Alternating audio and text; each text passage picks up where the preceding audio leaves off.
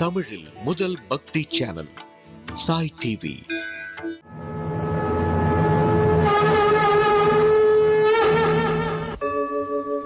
यदा यदा हि धर्मस्य ग्लानिर्भवति भारत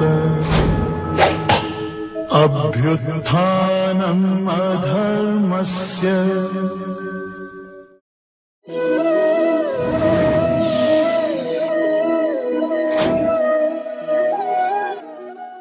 ओम गणानान्त्वा गणपतिगुं हवामहे कविं कवीनामुपमश्रवस्तमं ज्येष्ठराजं ब्रह्मणां ब्रह्मणस्पत आनः शृण्वन्नोतिभिः सीदसादनम्।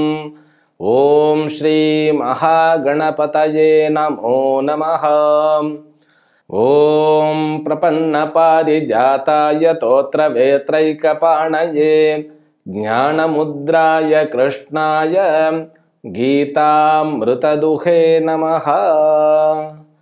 ओम मूर्ति எல்லாம் வாழி எங்கள் மோன குருவாழி அருள் வார்த்தை என்றும் வாழி அன்பர் வாழி பராபரமே।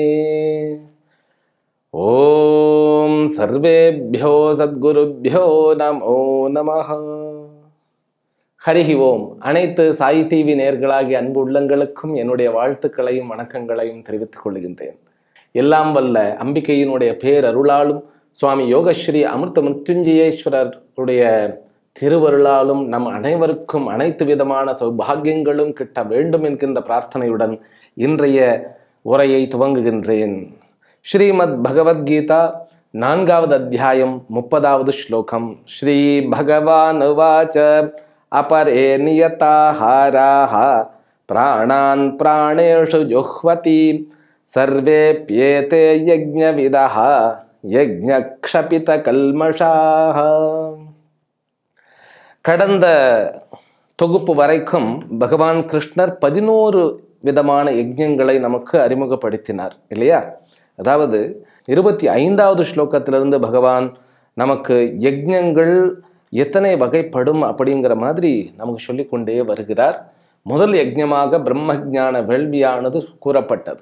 2வது யஜ்ஞமாக தெய்வ யஜ்ஞம் என்று கூறப்படுகிற கர்மகாண்டத்தில் வேதத்தினுடைய ஒரு பகுதியாக இருக்கக்கூடிய கர்மகாண்டத்தில் நமக்கு கூறப்பட்டுள்ள யஜ்ஞயாக விசேஷங்களை கூறினார். அதன் பிறகு இந்திரிய நிகிரக யஜ்ஞம் அப்படின்னு சொல்லி சமம் என்று கூறப்படுகின்ற வேதாந்தத்தில் சமம் அப்படின்னு சொல்லுவார். இந்த இந்திரியங்களை அடக்குவது, மனதையும் இந்திரியங்களையும் அடக்குவது. அதனால அவர் என்ன பண்ணிட்டார்? இந்திரிய சம்யம யஜ்ஞம், இந்திரிய நிகிரக யஜ்ஞம் என்பதை 3வதாக சொன்னார். அதன் பிறகு என்ன பண்ணினார்னு கேட்டால் விஷய கிரகண யஜ்ஞம்னு சொன்னார். இதெல்லாம் நம்ம கொஞ்சம் விரிவாகவே பார்த்துட்டோம். இருந்தாலும் அதனுடைய பெயர்களை மட்டும் நான் சொல்லிட்டு வரேன். நமக்கு ஒரு ஞாபகம் இருக்கணும்.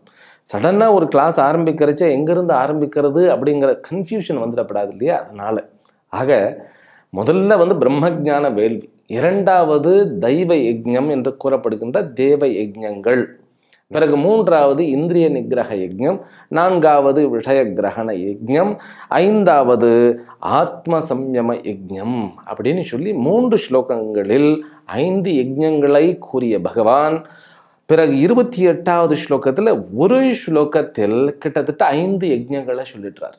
திரவிய யஜ்ஞம், தப்போ யஜ்ஞம், பிறகு யோக யஜ்ஞம், சுவாத்தியாய யஜ்ஞம், ஞான யஜ்ஞம் அப்படின்னு சொல்லி 5 யஜ்ஞங்களை சொல்லி முடித்தார்.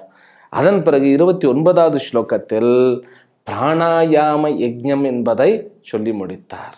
இப்பொழுது ஆகார நியம யஜ்ஞம் அப்படின்னு சொல்லி முடிக்கின்றார். ஆகாரம் அப்படின்னு சொன்னா உணவுன்னு அர்த்தம். உணவுன்னு சொல்றத நம்ம சமஸ்கிருதத்துல அன்னம் அப்படின்னு சொல்றோம். அப்புறம் இன்னொரு வார்த்தையும் இருக்கிறது ஔஷதம், ஓஷதேபியோன்னம் அப்படின்னு சொல்லி உபனிஷத் சொல்லுகிறது. அதாவது இந்த உணவிலிருந்து தான் மனிதன் தோன்றுகிறான் அப்படின்னு. நம்ம கடந்த அத்தியாயத்தில் பார்த்தது ஞாபகம் இருக்க வேண்டும். அதாவது உணவிலிருந்து மனிதன் உயிர்கள் தோன்றுகின்றன. அன்னாத்யேவ கல்விமானி பூதானி ஜாயந்தே அப்படின்னு சொல்லி உபனிஷத்தும் சொல்லுகிறது. நம்ம பார்த்தோம் இல்லையா, அதாவது மழை யஜ்ஞத்தினால் வருகிறதுன்னு சொல்லி, மழை உணவை உண்டு பண்ணுகிறது, உணவு உயிர்களை உண்டு பண்ணுகிறது. அன்னாத் பவந்தி பூதானி பர்ஜன்யாதன்ன சம்பவஹ யஜ்ஞாத் பவதி பர்ஜன்யஹ யஜ்ஞः கர்ம சமுத்பவஹ கர்ம பிரம்மோத்பவம் வித்தி பிரம்மாக்ஷர சமுத்பவம் தஸ்மாத் சர்வகதம் பிரம்ம நித்யம் யஜ்ஞே பிரதிஷ்டிதம் அப்படின்னு பார்த்தோம். அங்க அன்னாத் பவந்தி பூதானி, உணவிலிருந்து தான் உயிர்கள் தோன்றுகின்றன. முதல்ல அதுதான் ஸ்டெப். அப்போ உணவு என்பது ஒருவனுடைய வாழ்க்கைக்கு மிகவும் ஆதாரமாக இருப்பது. அதனாலதான் அன்னம் ந நிந்தியாத் தத் விரதம் அப்படின்னு சொல்லி உபனிஷத்துக்கள் எல்லாம் நமக்கு ஒருங்கே சொல்லுகின்றன. இந்த உணவு உணவை கட்டுப்படுத்துவது அப்படிங்கிற ஒரு வார்த்தை இங்க பயன்படுத்தப்பட்டிருக்கிறது. அதாவது நியமனம் பண்றது. நியமனங்கிறது வேற அர்த்தம். நியமனம் என்றால் நியமித்தல் அப்படிங்கிறது போயிடும் இல்லையா. இங்க நியமம் பண்ணுவது. நியமம் அப்படின்னாக்கா ஒழுங்குபடுத்துவது.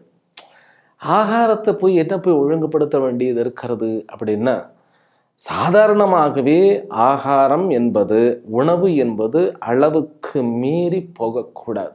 அளவுக்கு மிஞ்சினால் அமிர்தமும் நஞ்சுன்னு சொல்லி எப்படி நம்முடைய தமிழ்ல மிகவும் அழகாக சொல்லப்பட்டிருக்கிறது இல்லையா. அந்த மாதிரி இந்த குவான்டிட்டின்னா அளவு, என்னுடைய சரீரத்திற்கு எவ்வளவு உணவு தேவை அப்படிங்கிறதை புரிந்து கொள்வதே ஒரு பெரிய ஒரு வரப்பிரசாதம். அப்புறம் சரீரத்திற்கு ஊறு விளைவிக்கின்ற உணவுகள் அது என்னதான் முக்கியத்துவம் சொசைட்டியில் இருந்தாலும் அதை ஒதுக்கி தள்ளிடணும். உணவுக்கும் சரீரத்திற்கும் மிக நெருங்கிய சம்பந்தம் உண்டு. அதே மாதிரி உணவுக்கும் குணங்களுக்கும் அதிசம்பந்தம் உண்டுன்னு சொல்லணும். அதனாலதான் கிட்டத்தட்ட 14வது அத்தியாயத்துல சொல்லப்போறார், உணவில் சாத்விகமானவைகள், ராஜசமானவைகள், தாமசமானவைகள்னு பிரிக்கிறாருங்க. 6வது அத்தியாயத்திலையும் சொல்லுவார். உணவு அப்படிங்கிறது மனிதனுடைய குணங்களை, மனதை எப்படி பாதிக்கின்றது. அப்ப நல்ல உணவு சாப்பிட்டோம்னா மனமானதும் அமைதியாக இருக்கும். அதே மாதிரி நல்ல உணவுகள், நல்லோர் மூலமாக சமைக்கப்படுகின்ற உணவுகள்.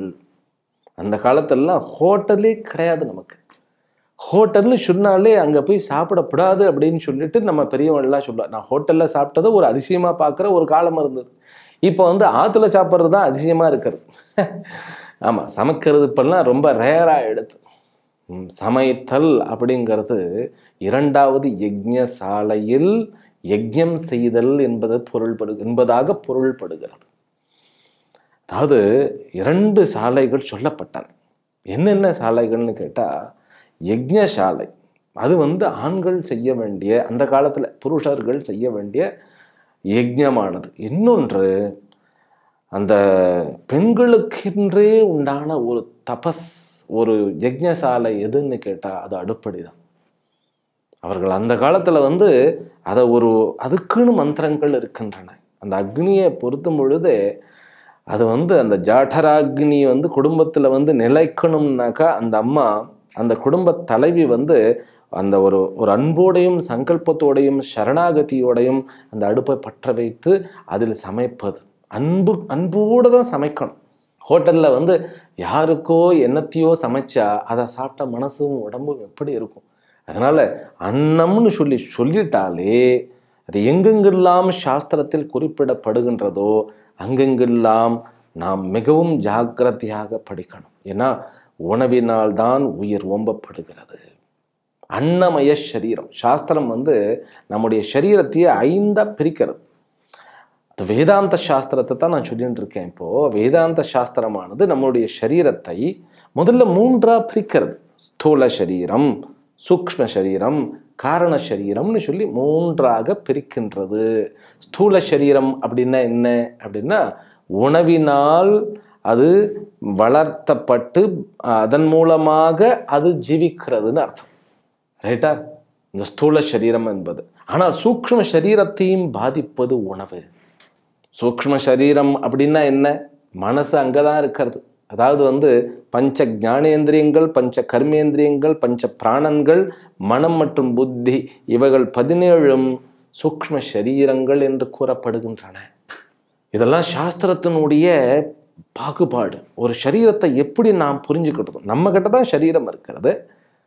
இப்போ சரீரத்தை நான் சரீரத்தில் என்ன போயின்னு இருக்கிறது அப்படின்னா, சிடி ஸ்கேன் எடுத்தால் முழுசாக தெரிஞ்சிடும் அப்படிங்கிறது தான் இப்பொழுதைய நிலைமை.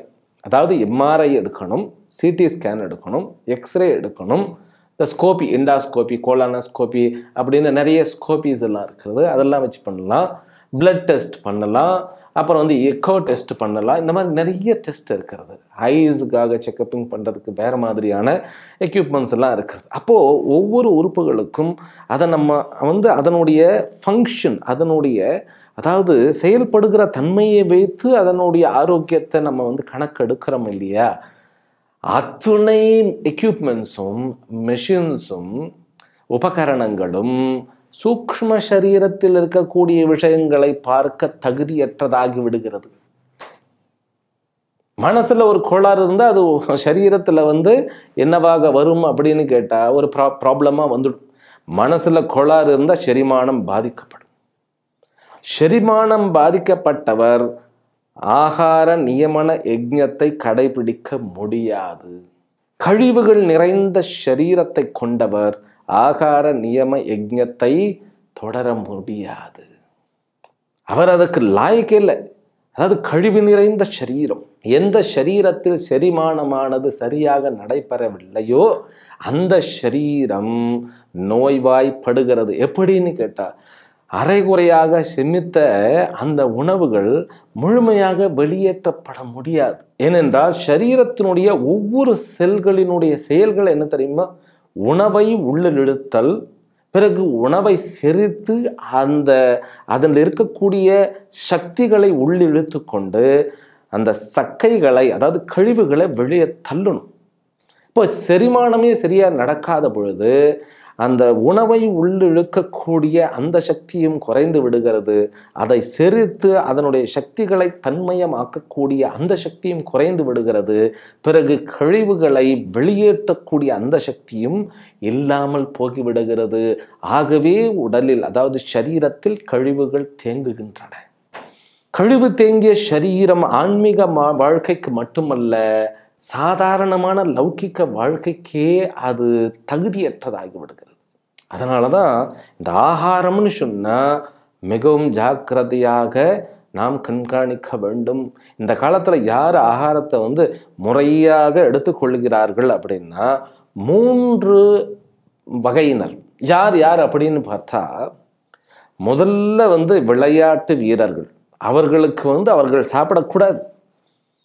அவர்கள் கொஞ்சம் கண்ணா பின்னான்னு சாப்பிட்டா அங்கே விளையாட்டில் தன்னுடைய முழு வீச்சையும் காண்பிக்க முடியாது. அதனால் அவர்கள் ரொம்ப ஜாக்கிரதையாக ஆகாரத்தை நியமம் பண்ணி, அது சிறு வயதாக, அது எப்படின்னு கேட்டால் அந்த விளையாட்டுக்கு தகுந்த மாதிரி ரேஞ்ச் இருக்குது. நம்ம சும்மா ஸ்டேட் லெவலில் இங்கே லோக்கலில் விளையாண்டோம்னாக்கா என்னத்தையோ சாப்பிட்டு அந்த இருக்கிற ப்ராக்டிஸை வச்சுட்டு விளையாடுவோம். ஆனால் இன்டர்நேஷ்னல் லெவலில் போனோம்னாக்கா வாய்க்குள்ளே எத்தனை அவுன்ஸ் வாட்டர் போதுங்கிறதையும் கூட கால்குலேட் பண்ணி ஆக வேண்டும். இது ஒரு வகைப்பட்டவர்கள், விளையாட்டு வீரர்கள். 2வது வகைப்பட்டவர்கள் யாருன்னு கேட்டால் நடிகர்கள். நீங்கள் சொன்னால் ஆச்சரியப்படுவீர்கள். நடிகர்கள் அவர்களுடைய அந்த வாழ்க்கையே சரீரத்தை பேஸ் பண்ணி தான் இருக்கிறது. அதனால் அவர்களுக்குன்னு தனியாக ஒரு கோச்சை வச்சுட்டு, அது பணம் வர்றது அப்படின்னாலும் கூட தன்னுடைய சரீரத்தை அதை மெயின்டைன் பண்ணணும் இல்லையா? அதற்காக ஆகாரத்தை சரீரத்தை இளமையாக வைத்திருப்பதற்காக அவர்கள் படும் பாடு அவர்களுக்கு தான் தெரியும். சொல்லப்போனால் அவர்கள் யஜ்ஞம் பண்ணுற மாதிரி இருக்கிறது பார்த்தா. ஏன்னா அந்த சரீரத்தினுடைய வடிவம் கெட்டு போகாத அளவுக்கு அவர்கள் பார்த்துக்கிடணும் இல்லையா? அதனால் 2வது வகைப்பட்டவர்கள் நடிகர்கள். நம்ம நடிகர்கள் அப்படின்னா சும்மா கிடையாது. ஒவ்வொரு பாத்திரத்துக்கும் ஏற்ற மாதிரி அவர்கள் வாழ்ந்தாதான் அதில் ஒரு இம்பேக்டே வரும். ஒரு உதாரணத்துக்கு ராமாயணம் ஒருத்தர் நடிக்கிறார் அப்படின்னாக்கா, ராவணனா நடிக்கின்றவர் ராவணன் மாதிரியே மாறினாதான் ராவணனா வர முடியும். அதே மாதிரி ராமபிரானா, ஸ்ரீராமபிரானாக நடிப்பவர் ராமபிரானாக தன்னை பரித்தால்தான் முடியும். அப்போதான் அது ஏதாவது ஒரு இம்பேக்டை கொடுக்கும். அப்போது அவர்கள் உணவினை பார்த்து பார்த்து பார்த்து, அதாவது 80% இதிலெல்லாம் இந்த விஷயங்களிலெல்லாம் ஒருத்தர் ரொம்ப சீரியஸாக இருக்கிறாருனாக்கா அவர் அங்கே வெற்றியை குவித்து கொண்டு இருக்கின்றார் அப்படின்னு நம்ம புரிஞ்சு கொள்ளலாம். அப்புறம் இன்னொரு வகைப்பட்டவர்கள் ஞானிகள், யோகிகள். இவர்கள் ஆகாரத்தில் மிகவும் கவனமுடைத்திருப்பார்கள். சரி, இது ஜென்ரலாக நம்ம புரிந்து கொள்ள வேண்டிய ஒரு சமாச்சாரம். ஆகாரம்தான், அதுவும் கலியுகத்தில் ஸ்தூலமான இந்த ஆகாரத்தை தான் சார்ந்து இருக்கின்றது. ஆனால் திருக்குறள்ல சொன்ன மாதிரி செவிக்கு உணவிலேயே சிறிது வயிற்றிற்கும் ஈயப்படும்னு சொல்லப்பட்டது இல்லையா? அந்த கேட்கின்ற விஷயங்கள், பார்க்கின்ற விஷயங்கள், படிக்கின்ற விஷயங்கள், பிறகு நம்ம அனுபவத்தில் தோன்றுகின்ற அந்த பட்டறிவுன்னு சொல்லப்படுகின்ற அந்த பட்டறிவு, நூலறிவு, சொல்லறிவு, பட்டறிவு, பிறகு சாஸ்திரத்தின் மூலமாக கிடைக்கக்கூடிய இந்த ஈஸ்வரனை பற்றிய அறிவு, இவைகளெல்லாம் உணவுகள். அந்த உணவுகள் எல்லாம் ஒழுங்காக உள்ள போனால் இந்த உணவுகளுக்கு இடம் இருக்காது. அதாவது இந்த உணவு அப்படிங்கிறதே அளவுக்கு மிஞ்சவே கூடவே கூடாது. அப்புறம் இன்னொரு விஷயம், நான் டயட்டில் இருக்கேன்னு சொல்லிட்டு டாக்டர் ஒரு நாளைக்கு 2 இட்லி தான் சாப்பிட சொல்லியிருக்கார், மதியம் ஒரு கோதுமை தோசை சாப்பிட சொல்லியிருக்கார், சாயங்காலம் ஒரு டீயும் ஒரு சின்ன பிஸ்கட்டும் தான் எடுத்துக்க சொல்லியிருக்கார். அது ஆகார நியம யஜ்ஞம் ஆயிடுமா அப்படின்னு கேட்டால் இல்லை. ஆகார நியம யஜ்ஞம் என்பது அது ஒரு அதிசூக்ஷ்மமான ஒரு சமாச்சாரம். அதில் இந்த தர்ஷ பூர்ண மாசம் அப்படின்னு சில விஷயங்கள்லாம் இருக்கிறது. வேதத்தில் சொல்லப்பட்ட உபாசனை முறைகள். அந்த உபாசனை முறைகளில் அதாவது பௌர்ணமியிலிருந்து ஒருத்தர் கணக்கு எடுத்துக்கிட்டார்.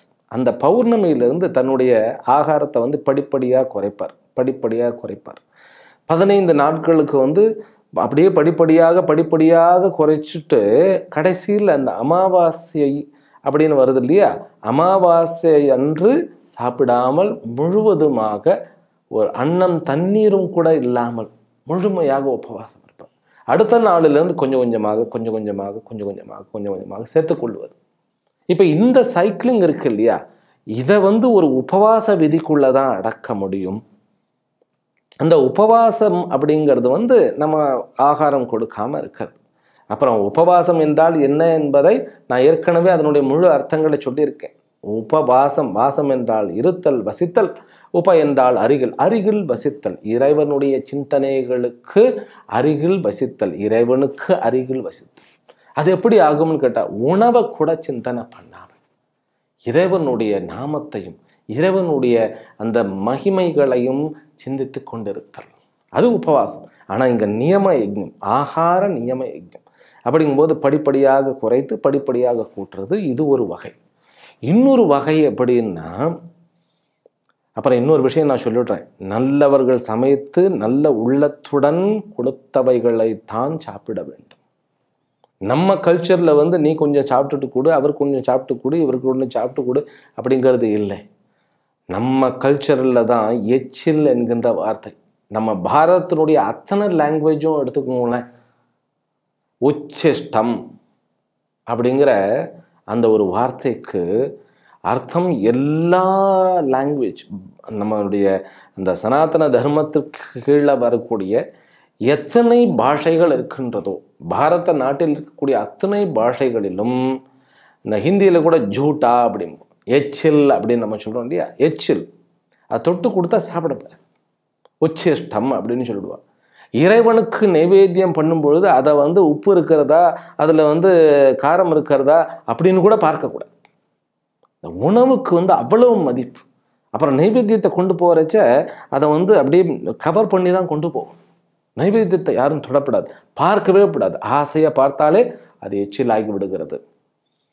அப்போது எச்சிலற்ற உணவு, தூய்மையான உணவு, நல்லோர்களினால் சமைக்கப்பட்ட உணவு, இறைவனுடைய பிரசாதமாக வருகின்ற உணவு, இவைகளை மட்டுமே உண்டு வாழ வேண்டும் சாதாரண மனிதர்கள். ஆனால் இவர்கள் ஆகாரத்தை நியமனம் பண்றது. எப்படி நியமனம் பண்றதுன்னு கேட்டா, ஒரு பசுமாட்டினுடைய பாலை மட்டும் ஒரு நாளைக்கு ஒரு கிளாஸ் அருந்துவிட்டு பாக்கி நேரத்தில் தியானம், ஜபம், பிராணாயாமம் இப்படி செய்யக்கூடிய யோகிகள். அந்த ஒரு பசுமாடு அது இறந்துடுச்சுன்னாக்கா அதுக்கு அடுத்த வரக்கூடிய அந்த கன்றுக்கிட்ட இருந்து அந்த மாதிரின்னு சொல்லுவாது. அது அந்த டியூரேஷன் இருக்கும். அந்த டியூரேஷன் வரைக்கும் அந்த பசுமாட்டினுடைய அந்த பால் கறவை என்ன ஒரு 3-4 months இருக்கும்னு நினைக்கிறேன். அந்த 3-4 months மட்டும் அந்த விரதத்தை கடைபிடிக்கிறது. அதில் ஏதோ சமாச்சாரம் இருக்கிறது. இந்த மாதிரி நிறைய நிறைய நிறைய சமாச்சாரங்கள். அதாவது சில பழ வகைகளை மட்டும் எடுத்துக்கொண்டு விரதங்கள் இருப்பது.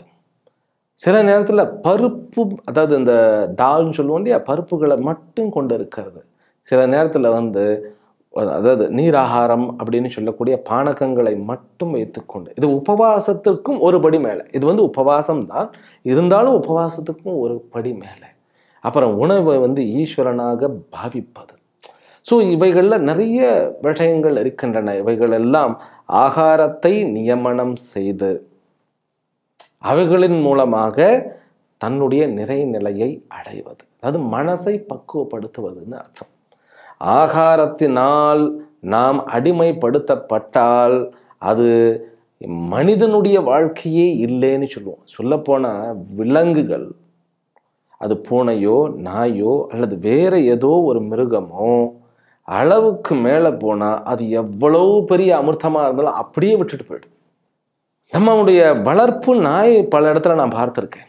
அது ஏதோ சேரக்கூடாததை சாப்பிட்டுடுச்சு தான் அது அப்படியே கிடக்கும் ஒரே இடத்துல. எந்த ஆகாரத்தையும் எடுத்துக்கூடாது. அது அப்படியே உபவாசம் இருந்து, இல்லைன்னா புல்லை திங்கும். அது போய் அருகம்புல்லை சாப்பிட்டு அது இருக்கிறதெல்லாம் வாமிட் பண்ணி தன்னுடைய உடம்பு தூய்மை ஆன பிறகு அது போகும். ஆனால் இங்கே இந்த சங்கல்பத்தோட இந்த உணவை முறையாக ஏற்பது, அதில் விரதங்கள்லாம் இருக்கிறது. இனிப்பவே 6 மாதத்துக்கு ஒதுக்கிறது, அப்புறம் உப்பை ஒதுக்கிட்டு சாப்பிட்றது, அப்புறம் எந்த ஆகாரமும் இல்லாமல் நீரை மட்டும் அறிந்து கொண்டு அந்த மந்திரம் பண்ணி ஜபம் பண்ணி அந்த நீரை மட்டும் உட்கொள்ளுவது. இதெல்லாம் ஆரோக்கியத்திற்கும் ஒரு படிக்கு மேலே. இதெல்லாம் யோகிகளினுடைய அது டெக்னிக்கல், யோகத்தில் நிலை பெற்றவர்களுடைய அந்த டெக்னிக்ஸ் இதெல்லாமே. அதனால் ஆகாரத்தையே யஜ்ஞமாக, ஆகார நியமத்தையே யஜ்ஞமாக மாற்றக்கூடிய அந்த யோகிகளும் யஜ்ஞங்களைத்தான் செய்கின்றார்கள். சரி, இது எப்படி யஜ்ஞமாகும் அப்படின்னா, இந்த ஆகாரம் என்பது ஜாட்டராக்னிக்கு போய் சேர்றது இல்லையா, அதற்கும் பெயர் சமானந்தான். பிராணான் பிராணேஷு ஜுஹ்வதி. அப்போ அவர்களும் எதை பண்ணுகிறார்கள்னு கேட்டால், அந்த பிராணனோடு தான் தன்னுடைய அந்த யஜ்ஞத்தை நிலை நிறுத்துகிறார்கள். இதனுடைய முழு விவரம் நமக்கு தெரிய வேண்டும் என்றால் ஹடயோக பிரதீபிகா அப்படிங்கிற அந்த புஸ்தகத்தில் கொஞ்சம் சொல்லப்பட்டிருக்கிறது. பிறகு யோக சாஸ்திரங்களில் பதஞ்சலியினுடைய யோக சூத்திரங்களில் பாஷ்யங்களில் சொல்லப்பட்டிருக்கிறது. வியாசர் அதற்கு பாஷ்யம் பண்ணி இருக்கின்றார். யாருக்கு? பதஞ்சலியினுடைய யோக சூத்திரத்திற்கு பல பேர் பாஷ்யம் பண்ணி இருக்கின்றார். சதாசிவ பிரம்மேந்திரர் கூட பாஷ்யம் பண்ணியிருக்கார். அந்த வியாசருடைய பாஷ்யத்தில் ஆகார நியமத்தை பற்றி மிகவும் அழகாக சொல்லப்பட்டிருக்கிறது. நம்முடைய 6வது அத்தியாயத்தில் பகவானே அதை பற்றி சொல்லியிருக்கின்றார். அங்கு நாம் இன்னும் விரிவாக பார்ப்போம். ஆக 12 யஜ்ஞங்களும் முடிந்து விட்டன.